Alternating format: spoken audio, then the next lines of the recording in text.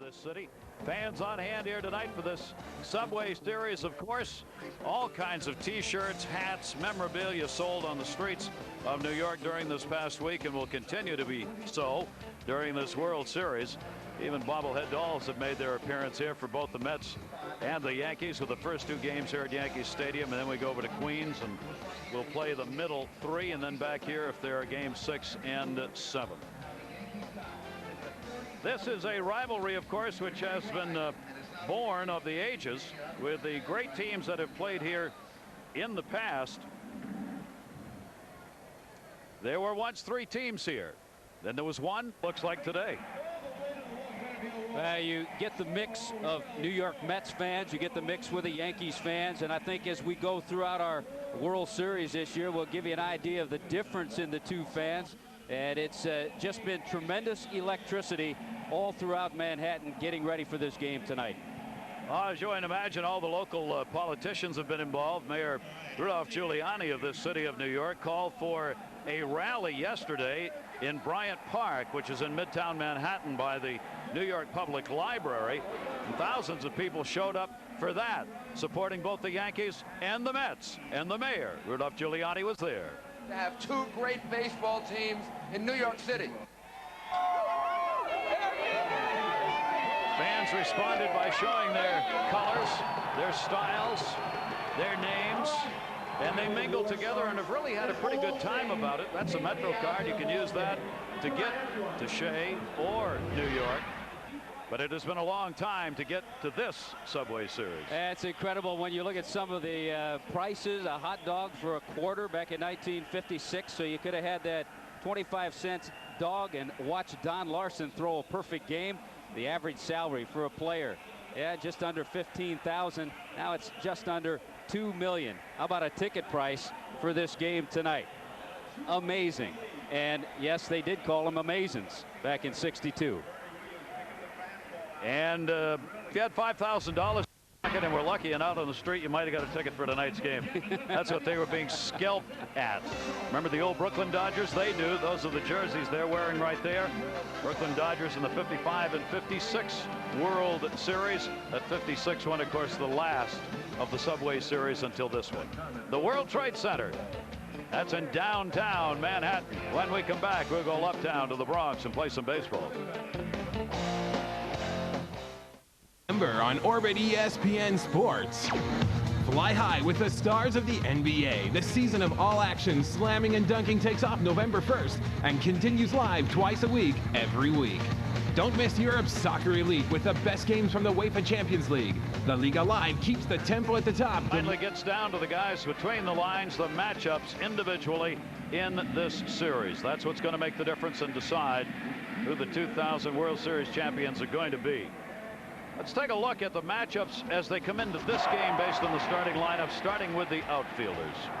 Well, you have the right fielders, you have the youngster Timo Perez, and you have the veteran Bernie Williams in center field for the New York Yankees. In right field, look at Timo Perez and Paul O'Neill, the veteran. This could be his last shot with the New York Yankees, even though he had a 100 RBI season. But I'm going to go with some great fielders there. At third base, interesting set of veterans for both of these teams. Yeah, it's been a down season for Scott Brocious, the third baseman of the Yankees. He hasn't hit the ball as well. However, he was the World Series MVP a couple of years ago. 6 Gold Gloves for Ventura. Let's give it to Ventura, the left-handed bat here at Yankee Stadium. Talking about up the middle, how about behind the plate? Both of these teams have relied on primarily a single catcher. Mike Piazza, of course, for the New York Mets, but tonight Mike Piazza's not catching. And Jorge Posada, Yankees waited him out till they felt he was mature enough. He is now. He finally got that opportunity, Posada, to play on pretty much an everyday basis. Switch hitting catcher can give you power from both sides. Todd Pratt backing up, catching in this ball game tonight as Piazza DHs. DH, of course, is used only in the American League during the season, so the Yankees have a big advantage in the fact that they've used the DH all year. Well, Joe Torre likes the fact that Knobloch's at the top of the order. He gets things going. He sets that table. However, Piazza's done a pretty good job during interleague play DHing. He's comfortable with it. Look for that big bat of the Mets to come off the bench. Bob Shepard introducing the New York Mets reserves, and now their manager Bobby Valentine and the starters. And let's go to Bob Shepard. Leading off, number 6, right fielder Timo Perez.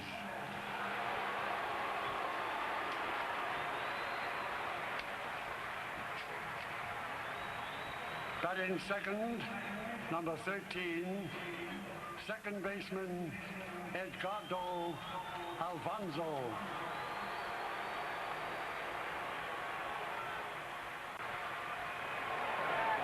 Batting third, number 31, designated hitter Mike Piazza.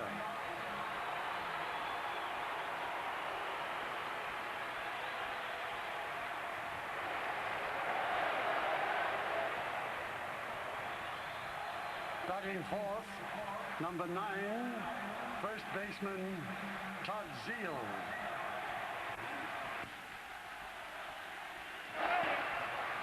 Batting fifth, number 4, third baseman Robin Ventura.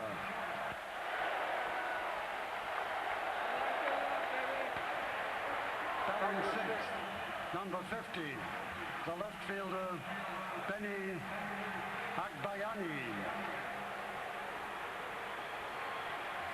Batting seventh, number 44, the center fielder Jay Payton.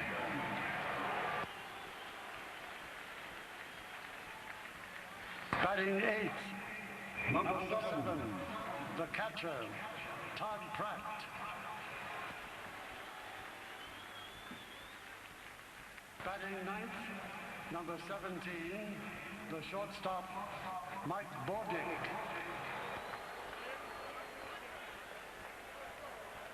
And warming up in the bullpen, the pitcher, number 22, Al Leiter.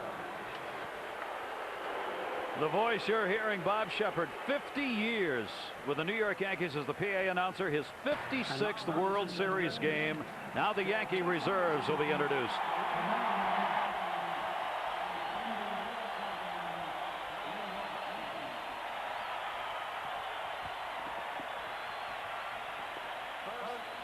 The trainers, coaches, and reserves.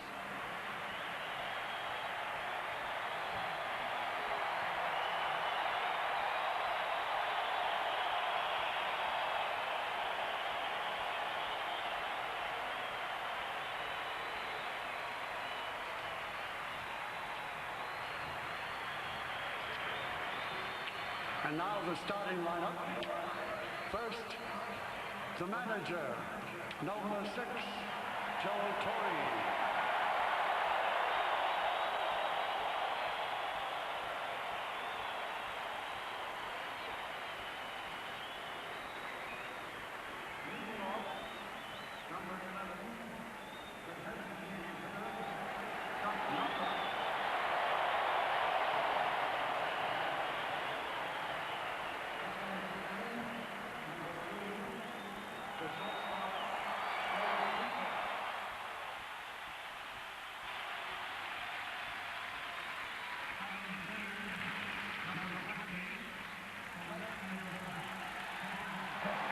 David Justice will be making the start in left field tonight.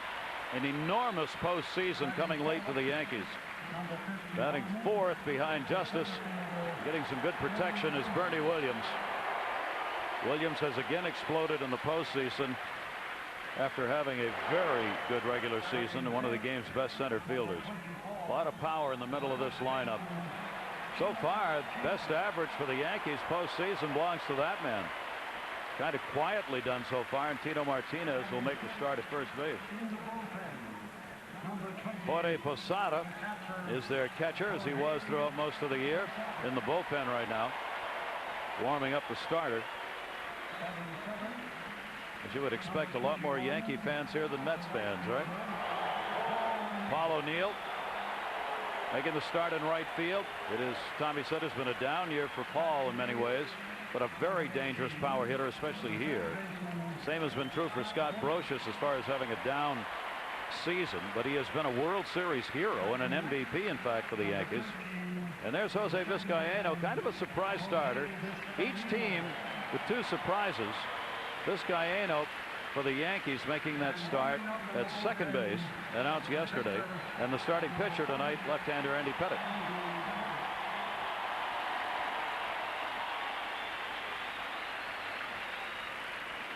Memorable moment. First time since '56, 2 New York City teams playing in the World Series. Bob Shepard now asking the 55,000 to honor the colors of the United States as the national anthem will be sung here at Yankee Stadium. U.S. Navy Honor Guard is on hand here at Yankee Stadium tonight. And the worldwide popular singer Billy Joel is on hand here tonight to sing the national anthem. The Yankees, I think, will ask now for a moment of silence for those who were killed in the incident in Yemen, where U.S. sailors were killed by that terrorist attack on the USS Cole, and the Yankees will recognize them in a moment of silence.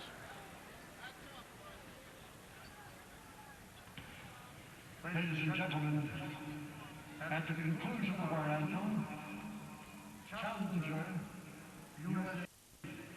living symbol of freedom, a non-releasable vault annual, cared for by the American Legal Foundation.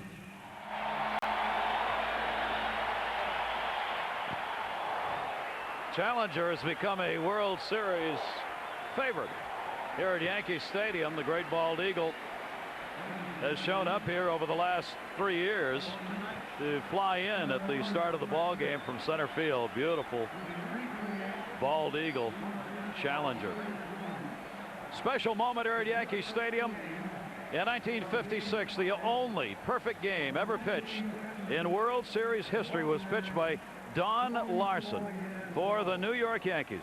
His battery mate was the Hall of Famer Yogi Berra. They are both on hand here, and they will throw out and catch the first pitch. Larson on the left, Berra on the right.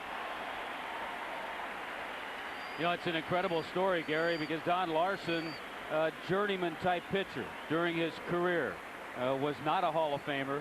Yogi Berra certainly was, but he had that magical moment in Game 5 in 1956. Yogi and Don were joking before the game because there's a memorable picture, and there's the first pitch. Yogi jumped out at the end of that game in '56 and jumped into Don Larson's arms. They were asking Yogi if he'd do it again. Yogi said, "I can't run that far," and Larson said, "I couldn't hold him if he got there." Where the subway, the 4 train, runs right outside the ballpark, outside the outfield walls, and lots of people will be coming to Yankee Stadium and to Shea Stadium when we move there for this World Series, taking the subway to get there, and that's why it is coined as the Subway Series. Yankee Stadium for these first 2 games. 2 left-handed starters tonight, Tommy, who are both in their own right quality post-game pitchers. Yeah, and I think the reason for that, if you look into both of their games, they both have that ability to just focus in on the moment, and that's why they've been able to pitch so well in postseason, especially when it gets to World Series time. Andy Pettitte, a 19-game winner for Joe Torre and the Yankees this year, and he's on a pretty good roll as far as keeping his pitches down. In his last 11 starts, Andy Pettitte hasn't allowed a home run. On the other hand, Al Leiter, the last time Al Leiter pitched in a World Series game, it was Game 7 of the 1997 World Series. He started that game for the Marlins against the Cleveland Indians, went 6 innings, gave up just 4 hits and a couple of runs. The Marlins went on to win that game 3-2 in 11 innings. You can already see him huffing, puffing, looking around, grimacing. He is a very emotional pitcher. Proudly says, "I wear my heart on my sleeve." Al Leiter, in his own words, about the emotions of pitching in Major League Baseball, and especially in a World Series.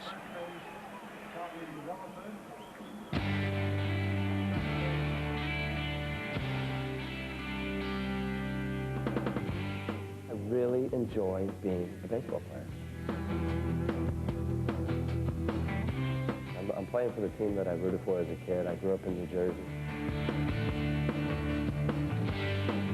This being a baseball game, it's fun.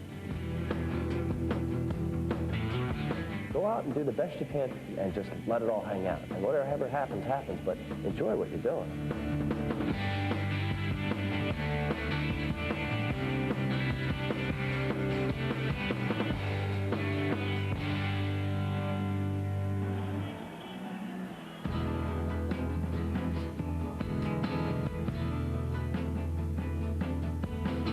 If I can elevate my consistency of having command of both sides of the plate and be able to do the things that a good to great Major League pitcher has to do, do it. And really what I've been working on is a lot of sinking fastballs, a lot of fastballs away, use my changeup more than 4 or 5 times. And then hopefully with my cut fastball and slider inside, which is my strength, and be able to have hitters that cheat and know what my strength is, exploit that weakness of mine and their weakness, just be a better pitcher. You think a lot of times that faster or harder is better, especially when you get in a situation where there's a jam, you give up a walk, you give up a double and a single, it looks like the wheels are falling off. So the mentality of a young pitcher is like, I'll get out of it with my, aggressiveness and strength and, here. Well, that's not the way to go. Unless you throw, even Armando Benitez throws at 98 miles an hour, he gets hit. So I certainly learned that my 90, 92 mile an hour fastball is going to get hit. So by using more off-speed pitches, by seeing a guy react to a 4-seam fastball and then take a little bit off and just, deliberately throw a slow fastball and see him roll over on it. That's being a smart pitcher.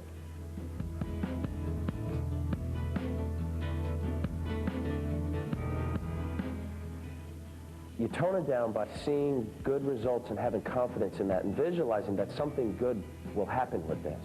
And it's trust. It's trust in knowing that by taking a little off or throwing a slower curveball, we'll get a Major League hitter out. You have to believe it, and you do it.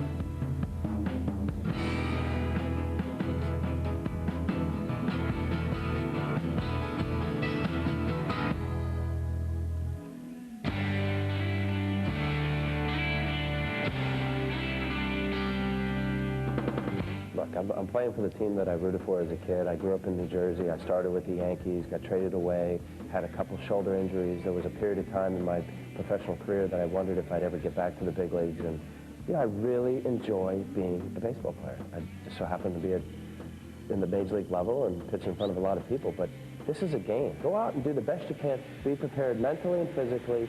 Make sure that you know what you want to do going into the game and just let it all hang out. And whatever happens, happens, but enjoy what you're doing. I just can't imagine some guys playing Major League Baseball and being miserable. It's just not part of my game. He will turn 35 on Monday. Would he love to give himself a present tonight? I think the amazing thing about Al Leiter and every pitcher that ever steps on the mound in the major leagues, they have to go through that process, that period of trying to throw as hard as they can to learning how to pitch. This guy did it too, Andy Pettitte, who gets ready to take the mound for the Yankees. Left-hander, 28-year-old, 2-0 in the postseason. Game 1 start, Andy Pettitte for the Yankees. And the lineup he'll face for the New York Mets, brought to you by MasterCard. Timo Perez will be leading it off from the Dominican. Edgardo Alfonso from Venezuela bats second. Mike Piazza's the designated hitter, not the catcher. He's 6 for 18 as a DH this season. Mets don't have many chances to use a DH. Todd Zeile, Robin Ventura, Benny Agbayani, Jay Payton, Todd Pratt, the backup catcher who starts tonight behind the plate. Only 1 at-bat in the postseason so far. And Mike Bordick, the shortstop, hits 9th. Let's take a look at that Yankees defense playing behind Andy Pettitte, a veteran outfield with Justice, Williams, and O'Neill. Jeter and Vizcaino for a good part of the year. Chuck Knobloch was the second baseman. He had the throwing problems. He's had some elbow problems. Luis Sojo has been playing a lot in postseason, but Jose Vizcaino 10 for 19 against Al Leiter. That's, Joe Torre said, that just jumped out at him, and that's why he has the veteran switch hitter playing second base tonight. He feels that he can change Sojo and Vizcaino in that position, so he didn't initially think about playing him at second until he saw those offensive numbers that Vizcaino had against Al Leiter. And so finally, after about 88 billion words having been printed over the last 4 days by every newspaper in the world, They're finally ready to play game one. His 88 wins sits 96, third most in the majors. Against the New York Mets, 1-1 during interleague play, 2-2 in his career. Media are all over the place at Yankee Stadium, not only in the press box where we are behind home plate, but in media sections that have been put up just for this game, in outfield positions, photographers, the general areas down around the field for them. That there are so many photographers, they are located literally rimming the field for this game one of the World Series. The umpiring crew selected on their performance in the regular season and the postseason prior to this. Ed Montague has the plate. Crew chief Charlie Relaford, Jeff Kellogg, Tim Welke, Tim McClellan, and Jerry Crawford, the 6 umpires. I can't believe we're actually going to see a ball thrown in this World Series. How many words did you say were printed? Well, 9 billion. And we read about half of them. Well, one thing the Met hitters will see from Andy Pettitte, they'll see a good fastball, a cut fastball, a sinking fastball. He'll throw a changeup. He'll throw a curveball. And if you get on base, look out. He has a great move to first base. Timo Perez, a whole new life for the New York Mets in that leadoff spot. Look at what he has done in the postseason. And perhaps most important of all, because Timo Perez has been able to get on base, the New York Mets have been able to put runs on. He has scored more postseason runs than any other Met. 10 times he has crossed the plate. Andy Pettitte, 2000 World Series is underway. And the pitch is down low for a ball to Timo Perez. And you can see the importance of this, the flash bulbs flashing as that first pitch was delivered. Fans, mostly Yankee, chanting away. Take it inside, and it's 2-0. There's a replay of that first pitch and all the flash bulbs. Reminiscent of Mark McGuire, Sammy Sosa in their run where everybody was taking pictures regularly. Perez takes it down low, not the way Andy Pettitte wanted to start this out. Getting behind on Timo Perez. You do not want this guy on base. Pettitte will rarely hurt himself with free passes. He doesn't give up many, doesn't strike out many. He's a finesse pitcher. He's got to be on, won't overpower hitters. Get a lot of ground balls when he's on with a sinking fastball, and he's in there with a strike. And Timo Perez is also a very tough hitter to walk. He's extremely aggressive, and for a leadoff man, you expect to see more walks. He doesn't do that. He's a free swinger up there. Perez waiting. He's trying for a walk in this at bat, but it count now goes full, 3 balls and 2 strikes. He literally went up there waiting, Tommy. He clearly wanted a walk if he could get one. He was not going to swing at that 3-1 pitch. Oh, the Yankee fans applauding for a strikeout here to start the game. 96 World Series. 3-2 chopper to second base. This guy.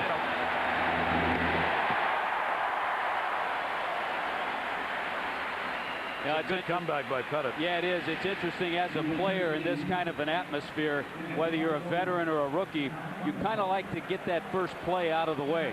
So Jose Vizcaino gets that easy ground ball. Now you feel like you get into the game a little bit. Andy Pettitte gets the out. Now Edgardo Alfonzo coming up. Alfonzo has hit successfully in all 9 postseason games played. Add a couple more games to that if you go back to last year. And he fouls that one off upstairs. Alfonso's had only 1 hit, though, lifetime off Pettitte. He's 1 for 13. Kind of surprising because Edgardo Alfonso, a 300 hitter during the regular season against lefties.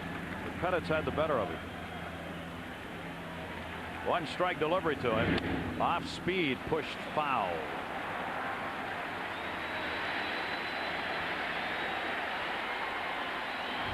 We talked about the different pitches that he features. Here's that slower pitch, the big curveball. He gets that up. Actually made a little mistake with it, but got away with it. Had Alfonso's timing off on that.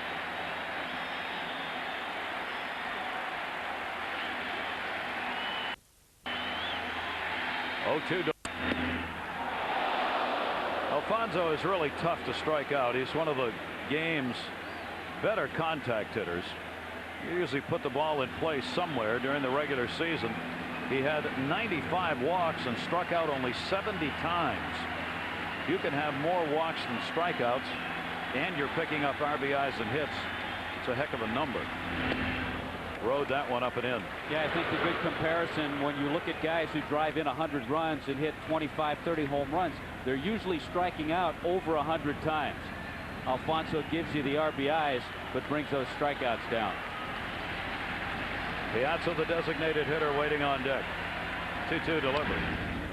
That's how he fights off the strikeouts, by fighting off the best pitches thrown by an opposing pitcher. When you see a good hitter, and you see him during the course of a season, the good hitter, the guy who hits 300, is going to foul off that pitcher's pitch and hopefully wait till the pitcher makes a mistake. Regular season numbers for him: 5th best in on-base percentage, 10th in average.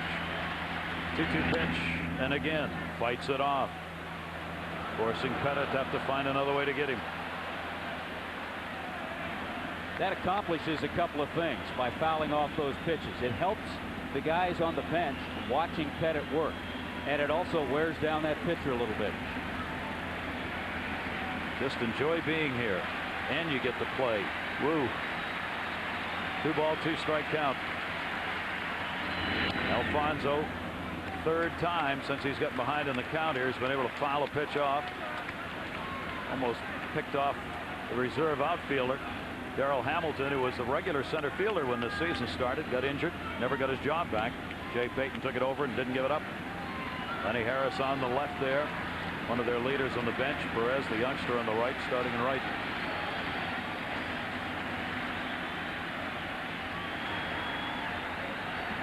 Eighth pitch, 4th time, 2-2. And that one to right field will stay up for O'Neill.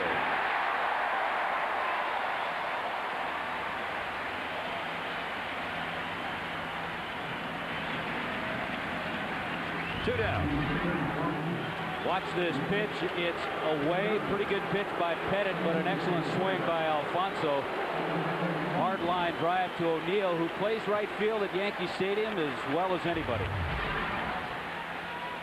Here is Mike Piazza.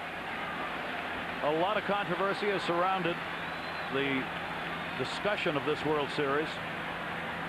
Last time Mike Piazza faced the Yankees, he was beamed by Roger Clemens in an incident that got very ugly. The Mets believe that Clemens threw at Piazza intentionally, hit him in the head. Piazza refused to take a phone call from Clemens after the game. Bobby Valentine said, when you got the DH going for you, talking about Clemens, you can wear a skirt. You don't think that riled some folks up? And Clemens will pitch, of course, in this series. That one bounced out in front, 2-0. Yeah, and there's also some thought that that's why Joe Torre is going to pitch Clemens in Game 2, because he won't have to hit pitching in any of the middle 3 games played in the National League city over the other side of town at Shea Stadium. Joe Torre says that's not the case. That's just the way his rotation's set up. 2-0 count. Piazza's the designated hitter. DH is used when games are played in the American League Park. There'll be no DH at Shea. And he fouls that one off. Piazza's had some experience as a designated hitter. You see, in 2000 he was 6 for 18 with 2 home runs as a DH, 0 for 3 in 99, hit 267 in 98, and in 97 was 15 for 31, hitting 484. So he's played the role before. What happens is, during the season, now that there's interleague play with the American League and National League teams playing one another, when that happens, if games are played in the American League ballparks, the National League teams use a DH. The Mets use Piazza in that role over the past years. Right field again, O'Neill.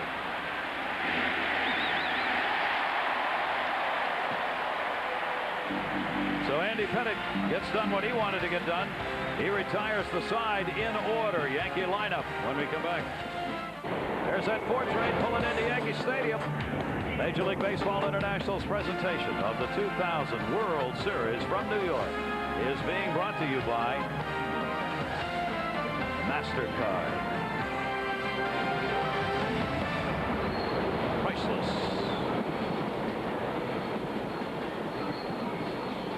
Great to have MasterCard on board with us as they have been over the last seasons for the World Series, and over the last seasons it's been the New York Yankees who have come away with that championship trophy.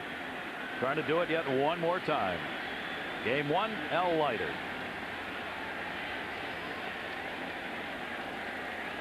Well, you see the numbers for Al Leiter all year, 16-8 on the season. He's 1-1 in his season this year against the New York Yankees. Gary was talking about interleague play. Leiter matched up against the Yankees twice this season. He's ready to go against Chuck Knobloch. The designated hitter for the Yankees is in that leadoff spot, with Knobloch not starting at second base, but Vizcaino out there. So Knobloch takes on the role as the DH in this game 1. 0 for his last 10, and Leiter in with a strike to it.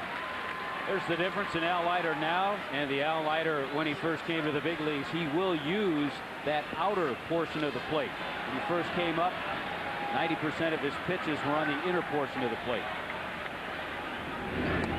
Off-speed delivery in for a strike.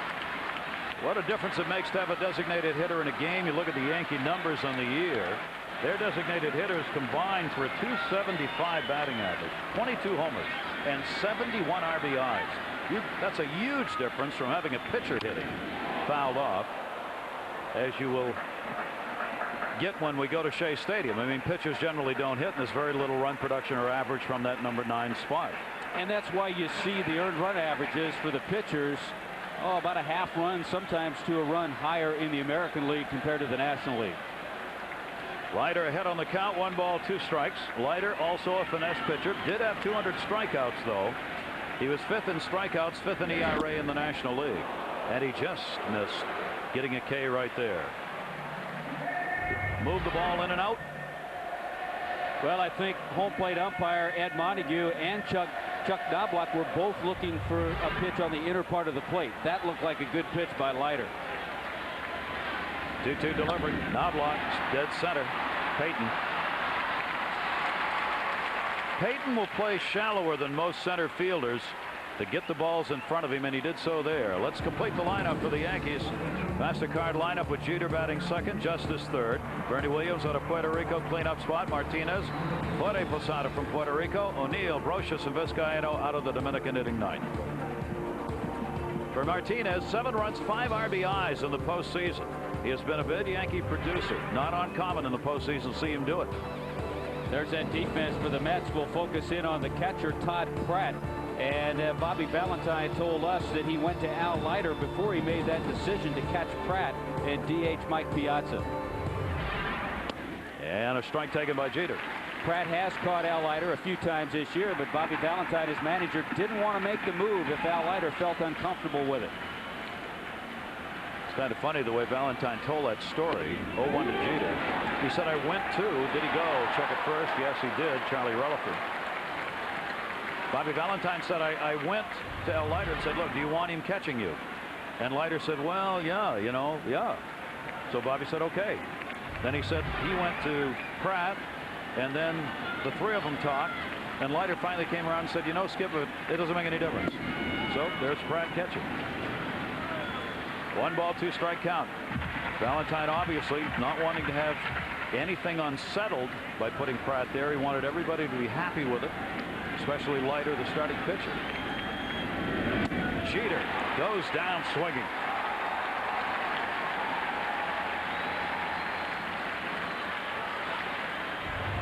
So far, both left-handers have come out and thrown very well. Sometimes Leiter calls that a cut fastball, and sometimes it appears like a slider that breaks a little bit more. The cutter has fastball velocity and has less movement than the slider. Tough man to strike out right there, just as Alfonso is for the Mets in that 2 spot. Jeter is too for the Yankees. That'll bring up David Justice. 2 down and nobody on. Leiter's already had 1 accomplishment in the first inning. He only had to throw 10 pitches to get Knobloch and Jeter. Those are 2 guys who generally run a pitcher ragged early in a game and throughout because they foul off so many pitches. They did not do that there. Dave Wallace, pitching coach of the New York Mets, will keep a close eye on Al Leiter, who they hope they can get into that 7th inning or beyond in this game. Justice takes it inside. 1 ball, 1 strike. Both of these teams have hitters that'll do that. That'll make pitchers work, foul off good pitches. We saw Alfonso. As the series goes on, Jeter will do it. Martinez, O'Neill, Justice. Zeal will do it. Ventura for the Mets. Justice with that great home run power. 41 homers, tied for 4th in the American League, and a tough hitter against left-handers. He hit .306 off left-handers. He had a better average off left-handers than he did off right-handers. You get a left-handed hitter going .306 off lefties, .279 off righties. That's pretty darn good. Sounded like he broke the bat on that one down the left field line. Benny Agbayani with plenty of room in left field. So each of these starters, Agbayani will make it an adventure. He's not what you'd call one of your prototypical outfielders defensively, but he's got a great bat and a great heart. He'll wander around like he did on that one once in a while. This is also a term that's been used to refer to the regular season games when the Yankees and Mets play against one another. Andy Pettitte, 97, pitched in the first Subway Series game between these two teams. Andy Pettitte talked about the pressure appearing against the New York Mets. You know, I think there's more pressure, obviously, just because the how much interest the city has put into it, and with the fans, and how much excitement's going to be there. But again, it's a World Series, and we're trying to defend our, we're the defending champs, and there's pressure on us. And but I think playing with the Mets adds a little bit more to it. Andy Pettitte back to work here, and a pitch outside. Zeal leads it off. Zeal, Ventura, and Agbayani up. Postseason numbers for Todd Zeal, but a very good series against the team he used to play for, the St. Louis Cardinals, in the League Championship Series. He was instrumental in the New York Mets getting through that one in a hurry. Lines that one to the gap in left center, and there's our first hit of this World Series. A leadoff single for Todd Zeal. A .313 hitter lifetime off Andy Pettitte, and he keeps it going here in game 1. Yeah, and of that .313 batting average in his career against Pettitte, 3 home runs. So that tells you that Zeal picks up his pitches very well. A good solid swing on a pitch out over the plate. And a nice play by David Justice to cut that ball off in left center field. If the ball gets by Justice, Zeal ends up at second base. So all he's trying to do is knock it down and keep it in front of him. And he did. Robert Ventura. Andy Pettitte doesn't give up many home runs, but this is a guy he'd rather not see at the plate. In the postseason, as in the regular season, Ventura's average has struggled. 179, a homer, 7 RBIs. He does have 2 career home runs, though, lifetime off Andy Pettitte. In 19 at-bats, he's 5 for 19 with 2 homers. Pettitte doesn't give up home runs to left-handers. Not too many, and I think a lot of that's because Robin Ventura, when he was playing with the Chicago White Sox, he matched up against Pettitte a few times. How about that? 1 home run to a lefty this season. Amazing. And here he is at the plate. Jammed him. Nasty pitch inside. It'll take the count to 2 strikes on Ventura. Well, we have that number on Pettitte against left-handers. Left-handers against Leiter hitting about 118. You can see that time Pettitte, after the breaking ball, tried to run his fastball and tie up Robin Ventura. He got it right on the inner part of the plate, but Ventura fouled it off and stayed alive. 0-2 the count. Runner at first base. Nobody out. Zeal, not a fast runner. Broken bat. Foul back. Left-handers have long been thought to have an advantage here at Yankee Stadium, even though over the years there's been discussions about the short porches here, especially in right field. Down that line, it's 314. You want to keep the left-handed hitters from being able to pull the ball. So this ballpark has been thought to be good for left-handed pitchers, good for left-handed hitters, but not when the left-handed hitters are facing a left-hander. Right field, 314.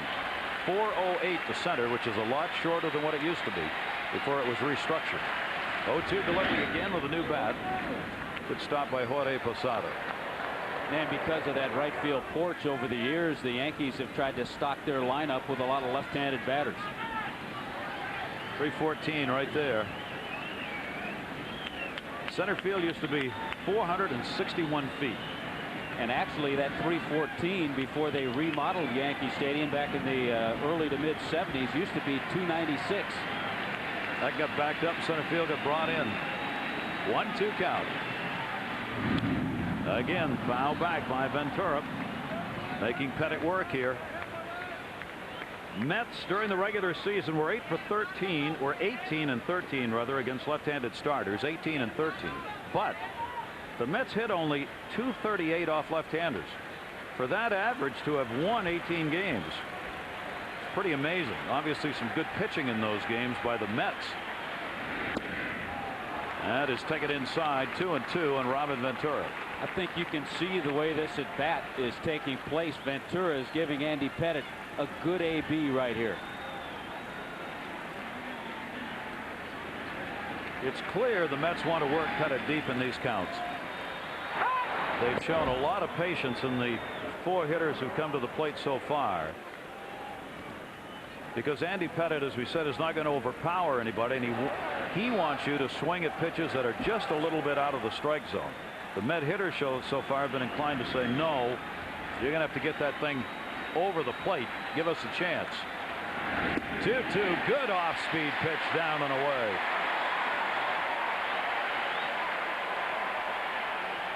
Every once in a while, as a hitter, you just tip your cap to that pitcher. Pettitte makes a great pitch with the breaking ball moving away to Ventura. And after throwing 8 pitches, finally gets a strikeout. The reason the pitch count's important, I think, for the Yankees is that their middle relief right now is not in the best of shape. And Joe Torre is hoping that his starters can give him 7 innings at least. That's the task for Andy Pettitte in this game. Benny Agbayani with a runner at first now and 1 down. What a postseason for Agbayani. The Hawaiian sitting .344. The home run, 4 RBIs. He has only struck out 3 times in the postseason and drawn 7 walks. So he's been able to get on base and create some of the rallies the Mets have been involved in, picking up 11 hits. Zeal with a leadoff single at first, slow roller to third, Brocious in foul territory, and a 2-strike count. How does a kid from Hawaii get to Major League Baseball and start his season in Japan? Well, and he started it well. He was on the bubble as far as making the team, and then in the Tokyo Dome got a pinch hit appearance when the Mets opened the season against the Chicago Cubs. And I'll tell you, he made the most of that pinch hit appearance with a grand slam home run. In the division series, hit another that won a ball game, and now fouls it off. Major League Baseball International, of course, bringing you this 2000 World Series of Major League Baseball, indeed moving to make this series a real World Series as our broadcasts go out to innumerable countries around the world, and the games being played in Japan to start the season, first time out of North America. Bud Selig, Commissioner of Major League Baseball, of course, on hand here. Struck him out.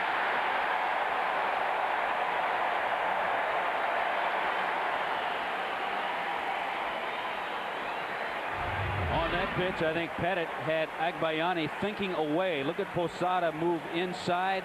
The cut fastball finds that inside corner. And when a hitter takes a pitch that way, you freeze at the plate. You just can't pull the trigger and swing the bat on that perfect pitch by Pettitte.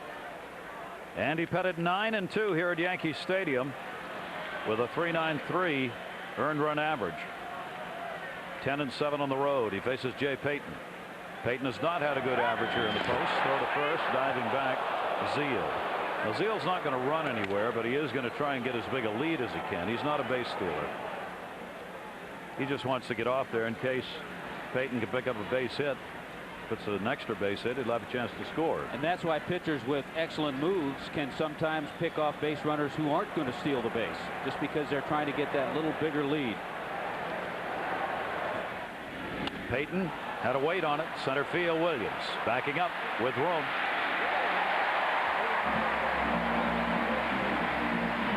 Leadoff single by Todd Zeal, but Andy Pettitte settles down, gets Ventura, Agbayani, and Payton. We go to the bottom half of the second inning. No score. Game 1.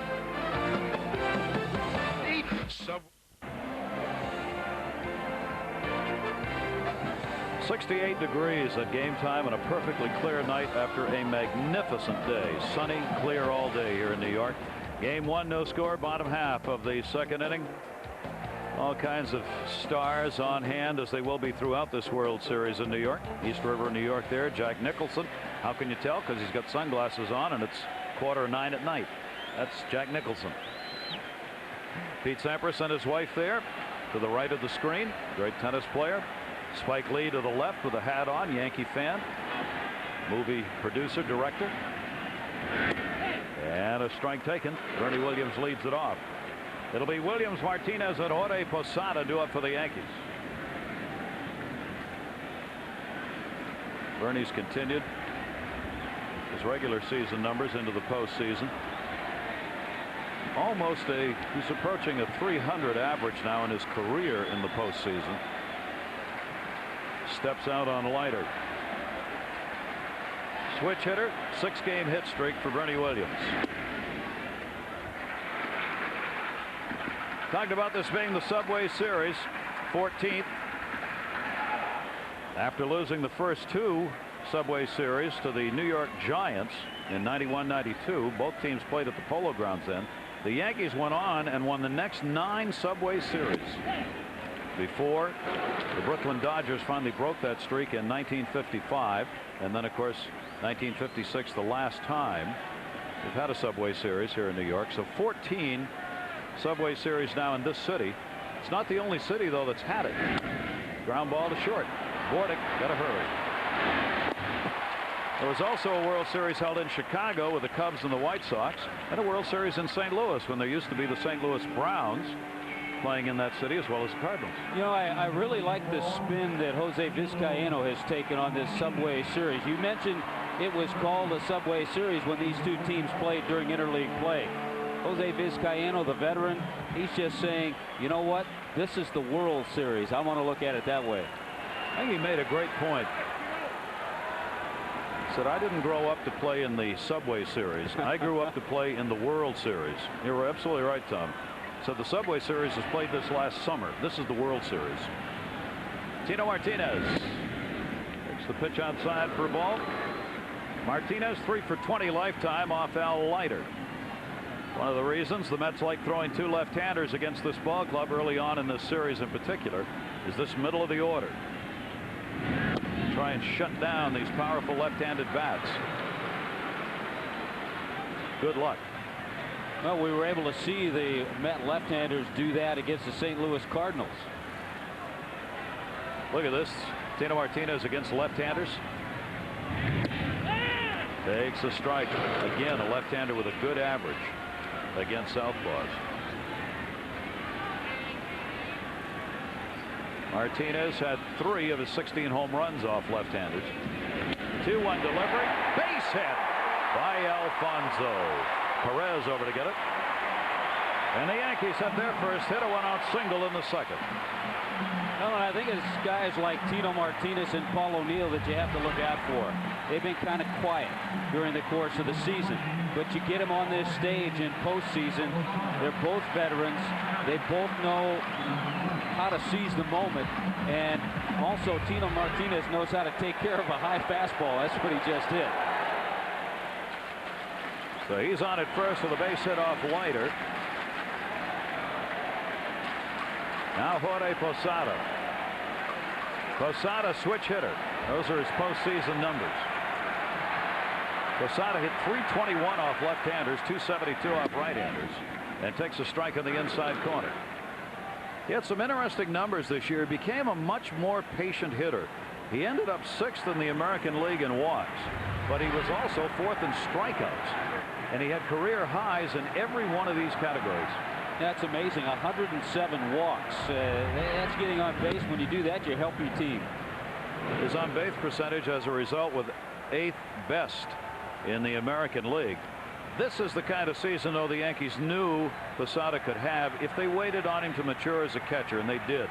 A lot of people thought he should have started last year. Some even said the year before that. Yankees said no, he's got to develop and mature. He's done that, and now he's their everyday catcher, and probably for a long time. Well, I think the good thing about that, he was able to work under Joe Girardi, a veteran catcher, a right-handed hitter who's an excellent defensive catcher. And once the Yankees felt Posada was ready, they got him in there, and he certainly proved it this year. 1-1 delivery to him. A chopper down to third. Short hop. Nice play, Ventura. They get the out at second base. Edgardo Alfonso taking the throw. will get Martinez on the force play. Good play by Ventura on a short hop. Yeah, Robin Ventura has won 6 Gold Gloves. He gets that in between hop, and I'm not so sure he had a good grip on the ball because it was really sinking when Edgardo Alfonso made the catch. A good hard slide by Tino Martinez prevented any thought of a double play, but a good play by Ventura. You know what? You don't get to the World Series by not having good pitching and by not playing good defense. The Mets only made 4 errors leading up to this in their postseason. The Division Series and the Championship Series. The Yankees only made 3. Now 2 down, a runner at first base, and Paul O'Neill. And O'Neill takes it for a strike. O'Neill, one of those guys who can use that short porch down that right field line if he can pull the ball. He had 10 home runs during the regular season at Yankee Stadium, 8 on the road. Just missed inside with that. 1 ball, 1 strike on O'Neill. Talking to Todd Pratt, the catcher, a la Yogi Berra, who we saw out there. Berra used to talk to everybody who came to the plate just to distract them. Todd Pratt will do a little of that. You don't see that in the game much anymore. Players frown on it. They don't like the distraction. Berra used to do it because nobody could get mad at him. He's just too good a guy. Who's going to get mad at Yogi Berra? Plus, you'd want to talk to Yogi. That's right. You wanted to hear what he had to say. And Yogi always had a lot to say. O'Neill, 269 career postseason hitter. Takes that one to left field. Benny Agvani will have no room. Foul ball. You know, we talked a little bit about Paul O'Neill and the way the season went for him. He did end up with 100 RBIs, but he did not finish well. He went 9 for 58 his last 58 at bats. No extra base hits, only 4 RBIs. He's been bothered by a sore hip, a hip pointer. The hip is very important, both hips, in turning on a ball and generating some power, and that's what's been bothering O'Neill. 100 RBIs each of the last 4 years for Paul O'Neill as a Yankee. And Leiter goes outside doing there. 2 balls and 2 strikes. Leiter's trying to shut down a Yankee streak of having won 12 consecutive World Series games, as they have swept the last 2 years incredibly. 12 in a row in the World Series for the Yankees. 2-2 delivery. Taken outside. How about the irony of Leiter in that regard? Yeah, the last time anybody other than the Yankees won a World Series, Al Leiter started that game. He was on the mound. He wasn't there for the end, but that was at Game 7 against the Cleveland Indians when the Florida Marlins defeated Cleveland in the 11th inning. He's thrown a no-hitter in his career back in May 11 of '97 against Colorado, pitching for Florida. 3 ball, 2 strike count. O'Neill with a runner at first. Slow roller, foul outside of first base. There's so many connections and ironies concerning Al Leiter and other players, but Al Leiter, as we've mentioned, 34 years old. When he was 21 years old, he made his major league debut with the Yankees back in 1987.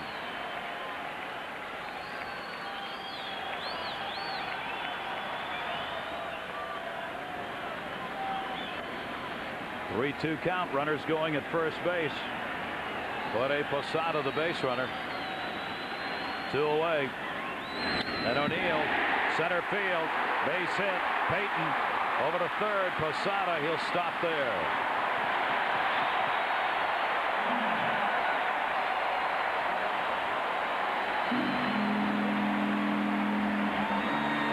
Well, it's amazing, those 2 guys who maybe had down years with a couple of base hits in this inning, Tino Martinez and Paul O'Neill.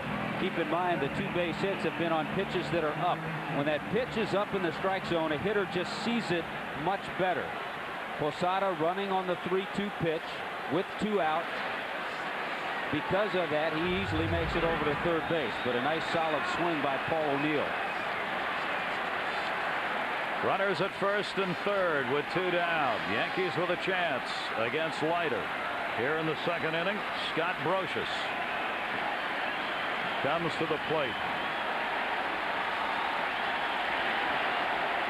200 postseason average, but hang on with Brocious. It's the World Series. Brocious has put up incredible numbers in World Series play. 254 regular season hitter in the World Series, batting .424 in the 2 World Series he's been involved in. Good enough for the MVP in one of those. 1998 against the San Diego Padres. Scott Brocious hit over 400, a couple of home runs, and that earned him the MVP. Got a chance for an RBI here in this postseason. He's had a couple of hits in 15 at-bats with runners on. Al Leiter trying to get out of it. Up high, 2-0. Good point describing that last pitch, and that's what's gotten Al Leiter in a little trouble in this inning. In the first inning, 1-2-3, got ahead, was able to keep everything down.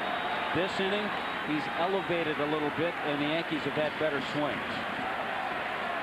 You saw Vizcaino waiting on deck. 2-0 delivery. Strike on the inside corner to Brocious. Brocious thought maybe that missed. When you're a hitter and you have the count 2-0, you want something out over the plate that you can really have a good swing and extend your arms on. Borderline strike, but certainly not where Brocious wanted it. 7 for 26 lifetime off Leiter. Yankees with 2 on, 2 down. Fouls that one off. Right off the mask. And back up onto the screen. A 2-ball, 2-strike count. Yeah, over the last few years, not every catcher, but some catchers have gone with that hockey style catcher's mask. Some say it's a little too heavy, a little too cumbersome. Others really enjoy it. They feel they get a better sight with it on. Todd Pratt, one of the last to give in. He used to wear the old mask because he said Johnny Bench wore it, so I will. Up this year. 2-2 down the line. Fair ball. Zeal. Little football tag. Got him out of there. So Leiter gets the out he needed. No runs. Couple of hits. Yankees leave runners at the corners. We've completed the first 2 innings of Game 1 of this first World Series of the new millennium. Delighted to have you with us, Major League Baseball International. We'll be here for all of them. World Series 2000 with the first 2 here at Yankee Stadium. Yankee Stadium, Todd Pratt, the backup catcher, is the starting catcher with Piazza DHing. Manager Bobby Valentine. Why?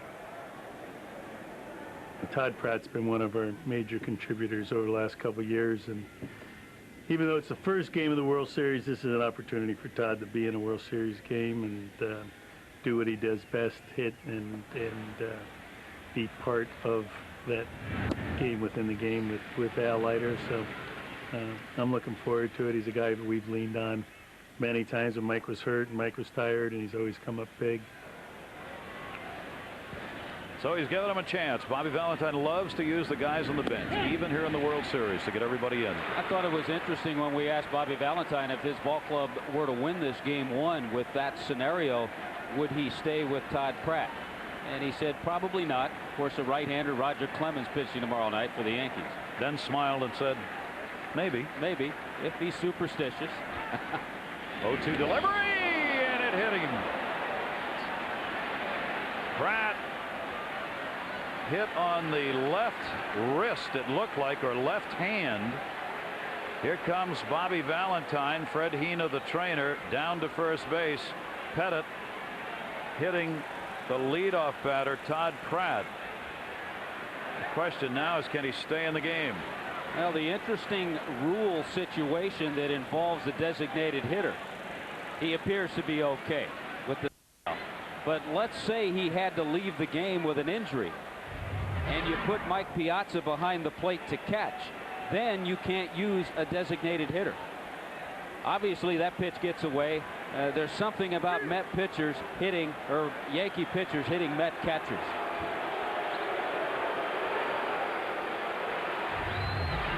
Todd Pratt saying he was all right.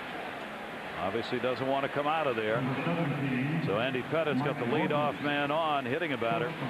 Pettit hit 4 during the regular season. Yeah, if you have to use your designated hitter in the field to play a position, then that designated hitter becomes no more. The pitcher has to hit in that spot. Mike Bordick, and a strike taken to the Mets' #9 hitter. Bordick has seen Andy Pettitte a lot because Pettitte pitching in the American League. Bordick was playing for the Baltimore Orioles until picked up at the end of the year. 6 for 37 though, and a low 162 batting average off the Yankee left-hander.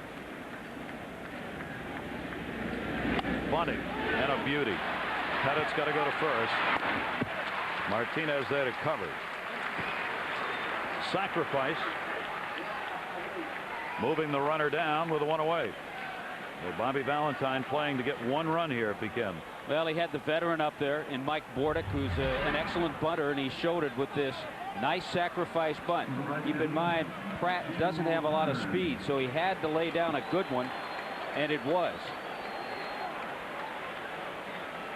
Pettitte's a good fielding pitcher. He gets in good position, got off the mound in plenty of time. Thought about second base, but there was no play. Yeah, he took that one little peek. So a runner at second, Todd Pratt, who is not a fast runner, moved there by Bordick. Perez now gets the RBI chance, so another chance for this 23-year-old to be a hero again. He's only 1 for 7 with runners in scoring position during the regular season. He didn't have many chances. He didn't play that much. Pitch is taken inside for a ball. It will be interesting in this series to see how the Yankees pitch to Perez. And the trains keep on rolling. Because getting a book, as they say, the scouting report on Perez, really wasn't done until the end. The season was over. Pettitte jammed him. Brocious, 2 down. Well, that's what makes Pettitte so difficult for righties and lefties, and especially lefties. You want to try to lean and be ready for that breaking ball, the curve ball, or the cut fastball that's away, and all of a sudden he'll run that fastball in on the hand. So a good pitch, and early on it appears that's what the scouting reports have told them about Timo Perez and how to pitch him. Well, here's a real matchup now, battle. Edgardo Alfonzo is one of the best hitters with runners in scoring position. He's had an excellent postseason. Andy Pettitte, he has struggled against. He gets an RBI chance here. Remember last time up, his first time up, he saw a lot of pitches, he fouled off a lot of pitches, and he eventually hit a line drive to right field. So sometimes when you see a lot of pitches, that helps you in your next at bat. See if that helps him here. Alfonso during the regular season, 341 with runners in scoring position. Among the top 10 in the league. Jeter, long throw. Got it.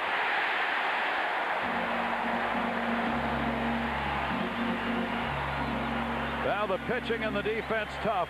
Leadoff batter's been on each of the last 2 innings.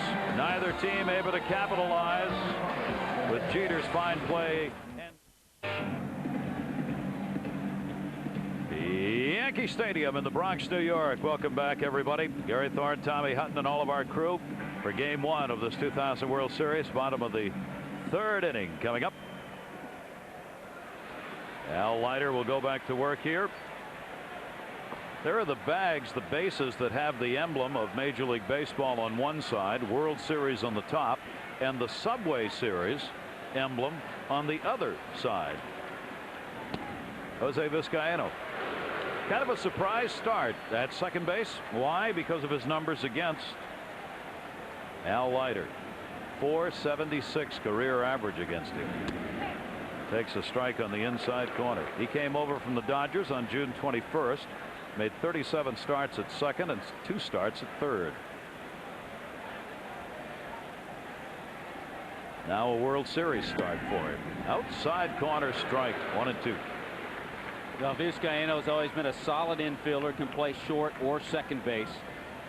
Gives you a quality player off your bench. He's a switch hitter. And had played with the New York Mets during the 90s.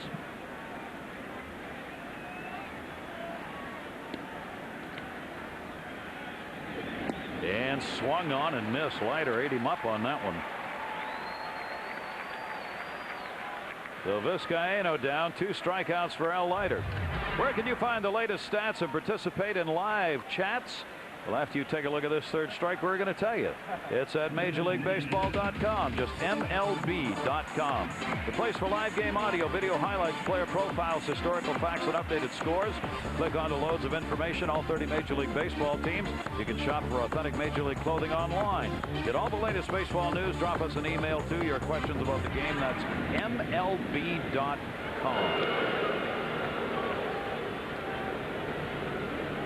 And we look forward to those emails and your questions.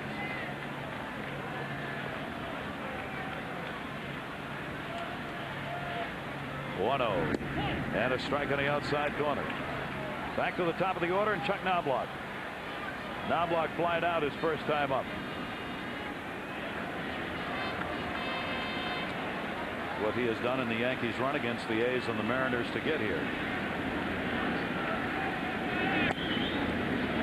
Great to see Mel Stottlemyre, the Yankee pitching coach. Bone marrow cancer, a complete blood transplant. It's completed. Everything's going fine for him. He's at the ballpark early in the day. Can't be around many people. His immune deficiency system not good yet. So he has to be careful about catching even a common cold. But he was so restless at the house. Joe Torre said, "Oh, get in here then. Just come in here where you can relax a little bit." So he's in the clubhouse before the game. Don Zimmer, great buddy, sitting next to Torre there. So they have Stottlemyre as their pitching coach before the game and by telephone during. Yeah, it's interesting seeing Don Zimmer sitting on the bench. Don Zimmer was sitting on the bench for the last Subway Series, 1956. He was with the Dodgers. He'd gotten beamed. He was hitting the cheekbone in June. He missed the rest of the season, but the league gave him permission to sit on the bench during the World Series. And there he is. Now here he is again, 44 years later. 3-ball, 2-strike count on Knobloch. Leiter outside there. First walk by Leiter. 1 on, 1 out, third inning. One thing that Joe Torre does, I think, a little differently than a lot of American League managers. With the designated hitter, a lot of American League managers like to sit back and wait for the long ball. Joe Torre, having spent time managing many years in the National League with the Atlanta Braves, with the New York Mets, with the St. Louis Cardinals, is a little more aggressive. He'll do some things to create a run every now and then. Well, he's got it where he wants it now. He's got one of the two table setters on in Knobloch with Derek Jeter up there. Jeter struck out his first time up. In front of him, Zeal holding the bag. Swung on and missed. Leiter came right in on him that time with a heater. Jeter is now 7 for 22 lifetime off Al Leiter. Knobloch, a threat at first base, might think about going here. Zeal makes it more difficult by jockeying with him off the bag. Stepping out is Jeter. Leiter, light-petted, has a good pickoff move. There he's got him right there. Throw to Zeal, the short tag put on, and he's out of there. It'll be called a caught stealing because the runner was heading to second, but that's a Leiter pickoff. Tell you what a lot of base runners do on left-handers that have good moves. They'll go on first movement. Bobby Valentine likes to employ the first baseman off the bag that way. Zeal is in front of him. As soon as Leiter moved, Knobloch wasn't trying to read his move or his delivery at all. He was just going on movement. Once he moved, he took off, and that's a little bit of a gamble. You make the first baseman make a good throw. So that takes care of that runner. Now there are 2 down and nobody on for Jeter. Leiter with a 1-ball, 1-strike count, helping himself out there. And that pitch is taken inside, 2-1. Those are the kind of plays that in a World Series game and a series which figures to be very close with real good pitching can make a difference. We don't have a couple of teams that run a lot. The Yankees probably run a little bit more than the Mets. Breaking ball, fouled off again, and a 2-ball, 2-strike count. Oh, Knobloch back to the bench, just didn't get the read right on Leiter. As a result, taken out at second.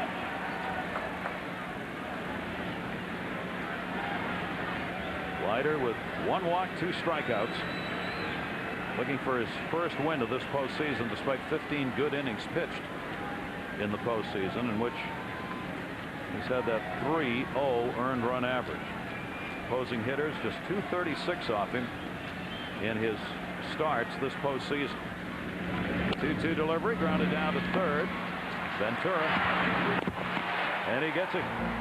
So a little help defensively by himself. L. Leiter faced only 3, no runs, no hits, and nobody left on. Knobloch had the walk with 1 away. But L. Leiter was able to make the pickoff move, and Mike Wardick, the shortstop, laid the tag on. Harbor, cruise ship going by there. The Jersey Shore, Staten Island on the other side. This side of it, Lower Manhattan. Mike Piazza leading it off. The designated hitter flied out to right field his first time up. This is the 150th World Series game played in New York City. And it is the 99th for the Yankees. 99 World Series games. Base hit Piazza. So he leads it off with a single off Andy Pettitte. And the Mets have their second hit. And for the third time in 4 innings, they've got the leadoff man on base. Well, you talk about the Yankees in the 20th century. They won a quarter of the World Series, 25 of them. Mike Piazza is the kind of hitter. A lot of power hitters are dead pull hitters, but Mike Piazza will hit the ball all over. Very tough to defend. That time he took that ball right back up the middle, just out of the reach of Jeter. Talking with Tino Martinez down there at first base. Now here's Todd Zeile. See that big series he had against the Cardinals after a not so good series against the Giants. Zeile had a single his first time up. 1 strike count on him. Do not want to squander, if you're the Mets, these opportunities with that leadoff man on.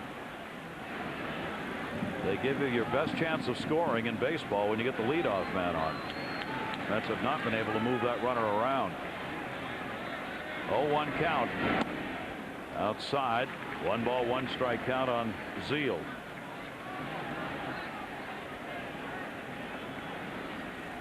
Andy Pettitte, 18 innings pitched in the postseason. Coming into tonight, had walked only 4, struck out 9. 3 starts and a 2-0 record. Boy, Piazza's caught leaning. Quid pro quo, if you will. He'll be tagged out by Jeter. Bad base running mistake right there.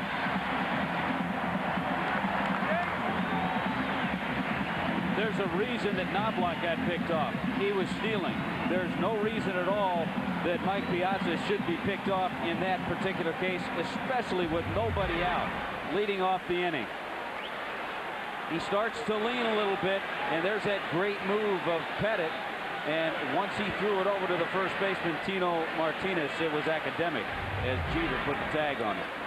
Wow, what a big play. Zeile down to third, foul. Now there's the difference between, whoa, fair ball, and he wasn't running. Another mistake. 2 big base running blunders by the Mets. He would have been on if he'd been running. He thought it was going to go foul. It came fair. And what a great play by Scott Brosius, a heads-up play to sum up that spinning baseball and let it come back. We saw a ball like that in the National League Championship Series up the first base line that came back in fair territory. Zeile saying it's a foul ball. But if no one touches it, if it comes back into fair territory, it's in play. So Brosius made a heads-up play to get the ball, and Zeile did not run. A couple of base-running errors by the Mets. Big errors. What the Mets have done here, they have given up 2 outs of the 27 they get in a game. His ball hit a couple of pebbles, a couple of rocks, and Brosius waiting for it. Once it got over that line, the foul line, he made an easy play. No one more embarrassed on that than Todd Zeile. Pitch is taken inside by Ventura, struck out his first time up. Those are 2 plays you don't want to see if you're the manager anytime, but when you're in game 1 of a World Series, it can't happen. You can't do that. Now what the Yankees have is a mental edge. because the Mets are embarrassed. Yeah, it's amazing how certain things can ignite a ball club and a crowd. As you can see the crowd getting into it. Sometimes a long ball or a well-pitched game, a good inning. Sometimes it can be the blunders the Mets pulled off. Robin Ventura. 2-ball, 2-strike count with 2 down.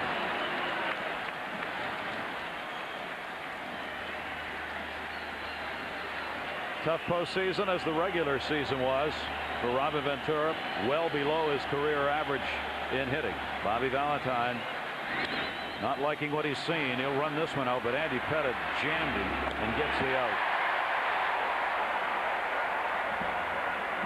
No runs, a base hit, and nobody left on as the Mets got 1 runner, Piazza picked off, and the other, plays. How would you like to get some tips from the game's best players? Need a show that catches you up on all the baseball action for the week? Be sure to tune in to Baseball Max. See what plays and players get the 4-Glove Award for outstanding fielding and hitting. Upcoming episodes will recap the exciting baseball playoff, including this World Series. Baseball Max. Check the TV listings in your country for times and channels. And thanks for being with us, everybody.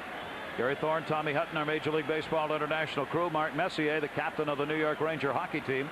They scrimmaged today in Rye, New York, where their camp is. Half the team wore Mets colored jerseys. The other half wore Yankee colored jerseys. And Mark Messier, their captain, wore a jersey that was half and half. Well, I saw him interview the other day, and he said, you know, I think New York's going to win this World Series. He must be running for the Senate. David Justice takes it outside.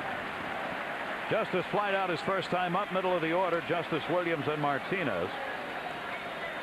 Justice now 0 for 6. Lifetime off Al Leiter.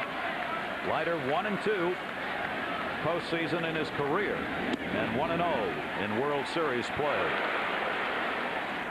Talked about Justice. One of the things that he's done so well over his career is make adjustments to that pitcher. He hit .305 for the Yankees in 78 games after coming here with 20 home runs. And he takes a strike, thought he had a walk. I mean, he made a huge difference to this Yankee team. One thing about the home plate umpire, Ed Montague, he has what is known as a pitcher strike zone. He'll give the pitcher that borderline strike. Montague, the crew chief for the World Series. That one hit the right field, near that short porch and the foul pole, and it is a foul ball. There have been lots of interesting fly balls hit down that line in Yankee Stadium history. Some caught by fans, some missed by fans, caught by players, and some that weren't caught by anybody. And just about 20 or 30 feet in was the 61st home run hit by Roger Maris back in 1961 when he broke Babe Ruth's record of 60 home runs in a season. 3-2 delivery. That one hit in the air to right field. Perez short of the warning track. Yankee Stadium opened in 1923. 74,200 people were here at this ballpark, and Babe Ruth played and hit the first home run with a swing like that. Good swing, but David Justice hit that ball just a little bit off the end of the bat. When you hit it up on the end of the barrel, you don't get that good drive, and it doesn't travel as far. And this ballpark's been renovated a couple of times. Championship games, Yankee Stadium, 93. The Forum in Montreal, 87 games played. Boston Garden, 61 with those great Boston Celtics teams. Those are the venues that have had the most championship games. Strike taken by Williams, who didn't like it. And no longer are those other two venues. They're gone. Three-peat is what it's all about for the Yankees. If they can win this World Series, it'll be 3 in a row. Monument Park out there in left center field with the statues and the monuments to the great Yankees. Inside corner, strike again. And Bernie thinking maybe I shouldn't have talked on the first one, because it's now 0-2. And he didn't think either of them were strikes. 6-game hit streak for Williams in this postseason, and he didn't turn around and look at the umpire after that one. 1-2. What happens when a hitter takes a couple of pitches that he thinks aren't strikes? If they're borderline And all of a sudden he's in the hole 0-2 because they were strikes. Now he has to expand his strike zone and anything close. So Al Leiter, on the other hand, he's not going to give Bernie Williams anything real close. And he steps out on Leiter. 1 away, 1-2 count, no score. Game 1, bottom of the 4th inning, a pitcher's duel. Two good left-handers. We were talking about the fact this is the 150th World Series game and 99 for the Yankees. The reason that you don't have that same number for Yankee Stadium is that the Yankees used to play in the Polo Grounds. So they played championship games there before coming to Yankee Stadium when it was built. That's where the other games were played. They are the world champions. That banner hanging. And you could not shoehorn another fan into this ballpark tonight. Got him. And Williams says something to the home plate umpire as he leaves. Ed Montague. 3 strikeouts.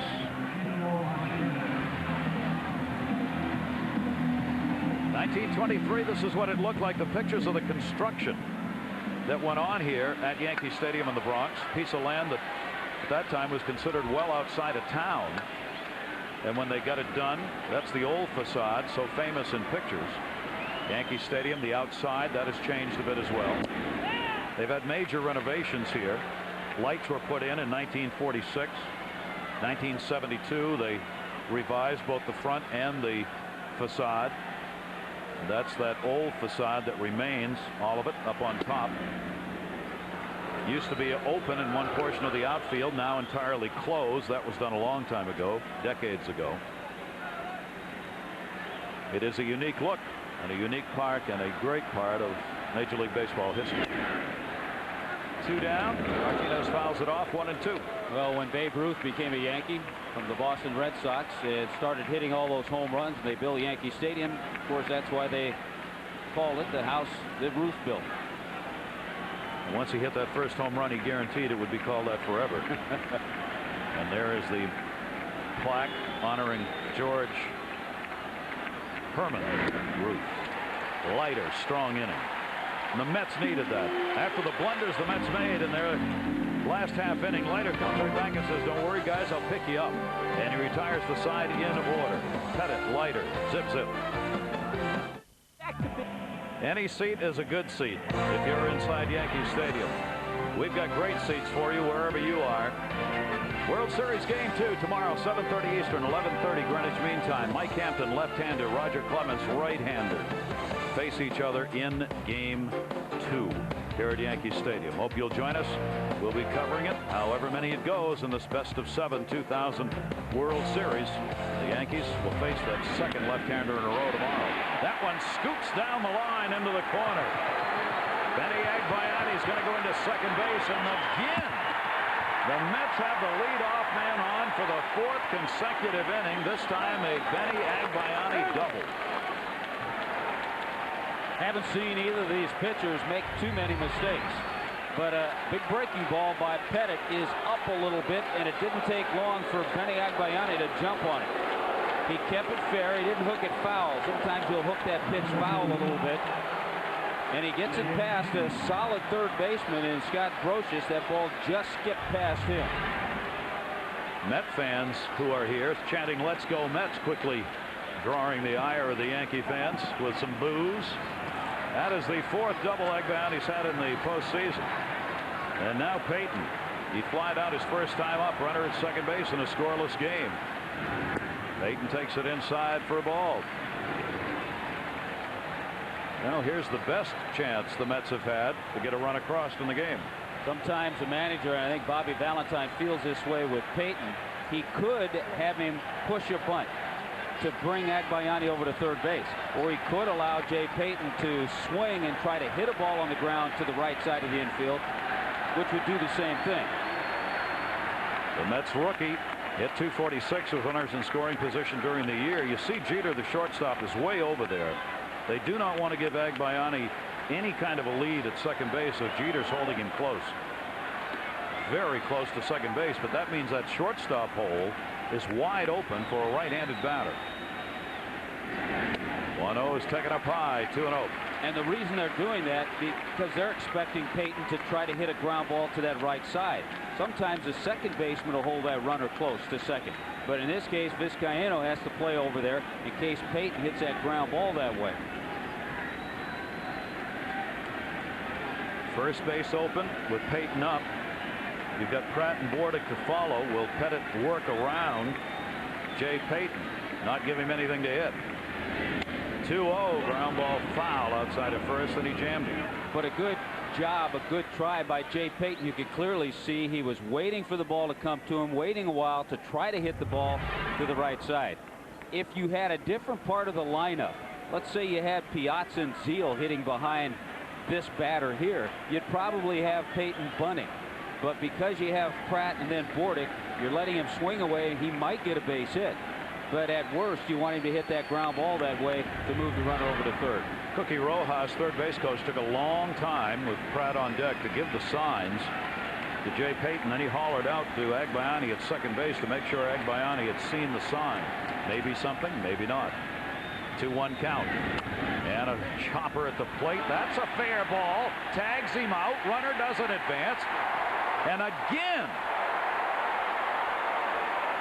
not quite as bad a mistake as we saw earlier, but another mistake and another 3 out really given to the Yankees. You know, it's the old when in doubt, you better take off and run. Ask questions later. Peyton is thinking, well, this ball is foul. The ball comes out in front of the plate in fair territory. Posada picks it up and gets the easy out. It's really amazing to see these kind of mistakes being made by the Mets in a World Series game. And fouled off by Todd Pratt. If the ball hits on the plate, in front of the plate, or right at the edges, it's a fair ball. If it hits behind the plate, then it's a foul ball. And that one looked like it hit behind the plate. Yeah, Peyton may have had an argument, but again, you can't wait around to test that. You have to take off. That's right. The Mets have not done that. Todd Pratt hit by a pitch his first time up. It's got Agbayani on at second base, and the Mets going to go 4 innings in a row with a leadoff man on and no runs. Off his foot. That is a foul ball. Pratt's having a tough night. Hit by a pitch, hit by his own batted ball off his foot. Well, of course, years ago, back at that last Subway Series, before they had replays and camera angles, the way to determine whether that ball hit a player's foot, they'd look at it and see if there was shoe polish on it. He also got Jorge Posada. You see on that backswing, Posada got hit right in the side of the mask with Pratt's bat on the follow-through, which is exactly the reason Todd Pratt changed masks.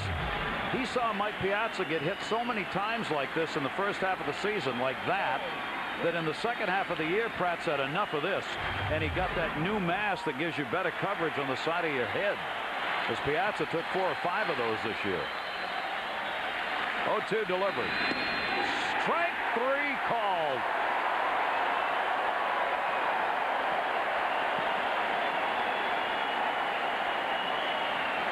Thirty strikeouts for Andy Pettit. Well, Andy Pettit right now can see the light at the end of the tunnel after that leadoff double. Quality pitch, good fastball on the inside corner. Pratt can't react to it. And yes, he did have that corner. Good pitch. That'll leave it up to Mike Bordick looking for the big hit. 2 down, runner at second base. Leadoff double, Agbayani. He's still there. Bordick had a sacrifice his first time up. You talk about not moving the ball anywhere. How about these last 5 outs? The last 5 outs for the Mets, Piazza got picked off. Zeal didn't run out a ground ball. Ventura hit one back to the mound. Peyton tapped to the front of the plate, got tagged out by the catcher, and now a strikeout to Pratt. Ball hasn't gone anywhere. Total distance about 27 feet.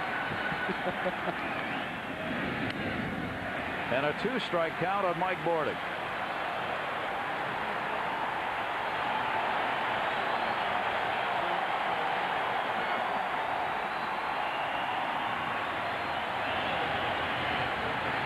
Yankee fans up.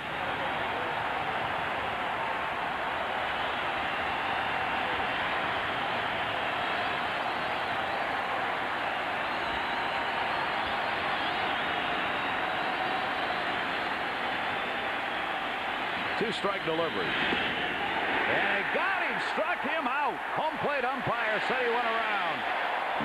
And the Mets are already 0 for 5 with runners in scoring position and have gone 4 consecutive innings getting the leadoff man on base and not putting a run across.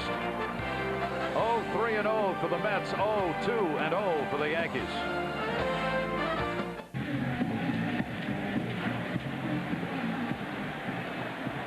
Great to have you with us all around the world. Billy Crystal's on hand tonight. Yankee fan, big Yankee fan. He's here a lot during the season. Good friend of Joe Torre's, the manager. Yeah, he's not one of those celebrities that just comes out when the Yankees get to the World Series. He's a real baseball fan. Yeah. Jorge Posada will lead it off for the Yankees. Great pitching game going on here. Leiter's given up only 2 hits. Andy Pettit's given up only 3. Yankees got 2 on in the 2nd inning. They've been retired in order in the 1st and 4th, and Leiter faced only 3 in the 3rd inning with a caught stealing on a pickoff move. Posada, O'Neill, and Brocious. 1 ball, 1 strike count. Jorge Posada won't let anybody clean that helmet. You see how dirty that thing is.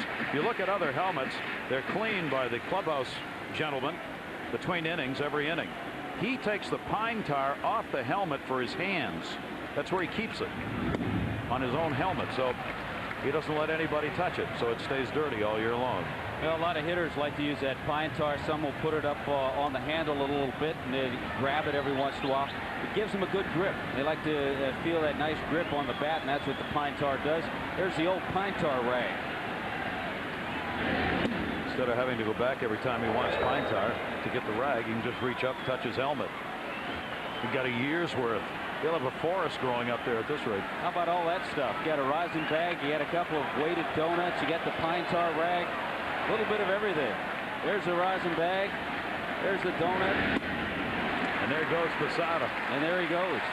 He's going to go back and get some more pine tar, maybe. That's 3 consecutive strikeouts now for Leiter, who's got 5 in the game.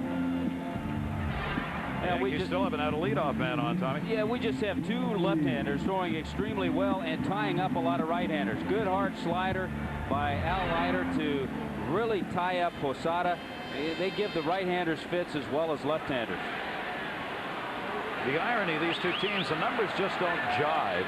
As we told you, the Mets 5 games above 500 against left-handers, but they hit only 238 off them. The Yankees were 2 games below 500 against left-handed starters and hit 291. I mean, how's that happen? It should be like the other way around. And here in the postseason, the Yankees have put up big numbers against left-handers, over 360 against them. But Leiter has throttled them back so far tonight. 1-0 delivery. Fastball's outside, 2-0. Remember the electricity in this crowd when this game started? All of a sudden, because of the pace, the tempo, the no scoring, this crowd's pretty quiet right now. A good baseball game. 2-0 count with 1 down. Leiter reaches a pivotal point with this pitch. That is the 75th pitch he's thrown in the game. That is the break point for him if you go back and average it out in the season. Hitters against him, pitchers 1 through 75 in a game, average 207 off Leiter. Pitches 75 and above hitters have hit 269, 60 points higher. So Dave Wallace now will watch carefully where the pitchers are, how effective they are, because Leiter's crossed that point where he starts to get into trouble. And we're in the 5th inning. 2 ball, 1 strike pitch. Breaking ball, missed down low, 3-1. Well, the bottom line is that Al Leiter has just been tough to hit over the last 6 years. Opposition hitting .230 against him, and that is 8th in the major leagues over that period of time. Great number. He kept it right there this year, 228. That's all hitters got against him this past season. Left field, deep. Agbayani in the corner. 2 down. And we talked about it his first time up. Paul O'Neill did single, but lately, the second part of the season, a little lack of driving the ball. That hip injury, I think, has taken away some of that drive. He takes this ball where he should because it's away. Got a pretty good pitch to hit. Just got under it a little bit and lofted it instead of driving it. He wanted to line that ball a little harder. So Leiter gets the first 2 outs here in the 5th inning. Now Scott Brocious, the number 8 hitter, following Paul O'Neill. Brocious grounded out his first time up. 7 for 27 now lifetime is Brocious off Leiter.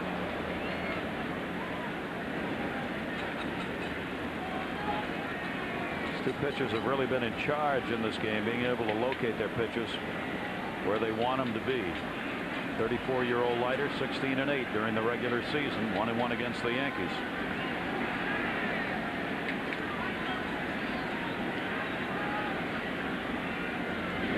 And Brocious fights that one off on the fist. 1-1. When Al Leiter is on, 2 things happen to the opposing teams besides not getting many hits. They have a lot of broken bats, and right-handers foul a lot of balls to left field. It's on those pitches he uses, that cutter that jams them. The game he pitched earlier this postseason, he had over 20 foul balls by right-handed hitters down the left field line.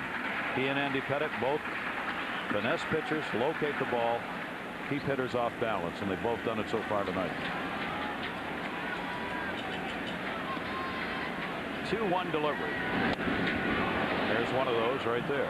Yeah, he pounds it inside. The best thing a hitter can do is pull it foul. Hard to keep that ball fair. You can't do anything else with it, and it doesn't matter how hard you hit it. You can't keep it fair. It's too far inside. And that top hand comes around, and you hit the outer part of the ball and just pull it into the seats. That's the 9th foul ball a right-handed batter has hit off Leiter tonight. Foul.